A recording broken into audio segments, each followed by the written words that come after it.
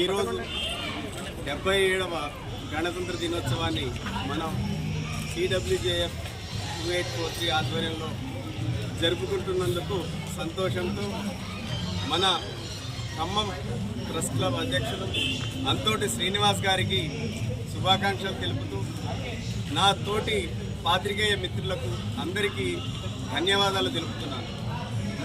వాస్తవంగా గణతంత్ర దినోత్సవం గురించి మనందరికీ తెలుసు.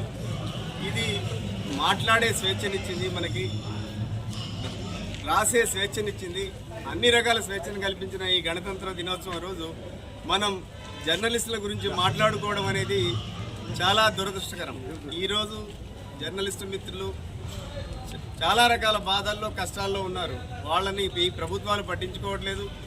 మనం వచ్చిన రోజు నుంచి కూడా ఈ రోజు వరకు వాళ్ళకి జర్నలిస్టులకు సంబంధించిన ఇళ్ల స్థలాల గురించి కానీ, అక్రిడేషన్ల గురించి కానీ, హెల్త్ కార్డుల గురించి కానీ మనం ఎంత కొట్లాడుతున్నామో మిగతా సమాజం మొత్తానికి తెలుసు.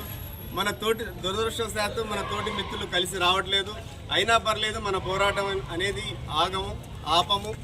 తర్వాత నిన్ననే ఒక మెమో ఒకటి జారీ చేసింది ప్రభుత్వం.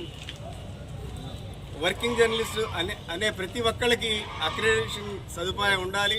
ఒకవేళ అక్రిడేషన్ లేకపోతే అతను జర్నలిస్ట్ కాదు, వాళ్ళ బళ్ళ మీద ప్రెస్ అని రాయకూడదు అని చెప్పి ఒక నిర్దాక్షిణ్యమైన చట్టాన్ని తీసుకురావడానికి ఒక మెమోని నిన్న ఈ భారతదేశంలో ఉన్న ప్రతి పౌరుడు వాక్చాతుర్యంతో, అదేవిధంగా విభిన్న సంస్కృతుల సమ్మేళనంతో ఉండమంటే భారత రాజ్యాంగానికి దేవుడైనటువంటి అంబేద్కర్ గారే మనకి ఈ యొక్క స్వాతంత్రాన్ని కల్పించినటువంటి వ్యక్తి, కీలక పాత్ర పోషించారు.